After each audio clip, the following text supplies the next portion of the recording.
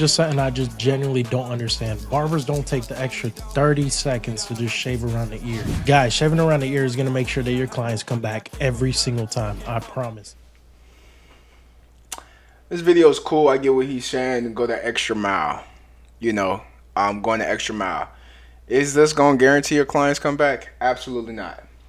Absolutely not. You know what's going to guarantee your clients come back? The little things. Hey, how you doing? Pretty good day.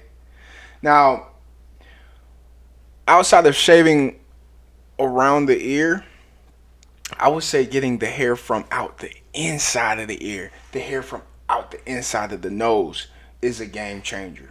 If you want to be honest, it's more game changing than putting that razor around the ear. When they see you making sure that they ain't got no hair just sticking out their nose, hair sticking out their ears, oh my gosh, that makes the biggest difference. What keeps a client coming back is a lot of different variables, but at the end of the day, you want them to feel that they're valued. So whatever that may look like is what it look like. I tell my younger guys that we train up, that I train up, I say, hey, think about what you would want if you were sitting in the barber chair. How would you want to be treated? What would be that thing that make you be like, you know what, I'm coming back? And you know, sometimes it goes beyond the cut. It could go about just feeling valued, that your money is appreciated. You know, it's the things that most of us don't talk about in the industry.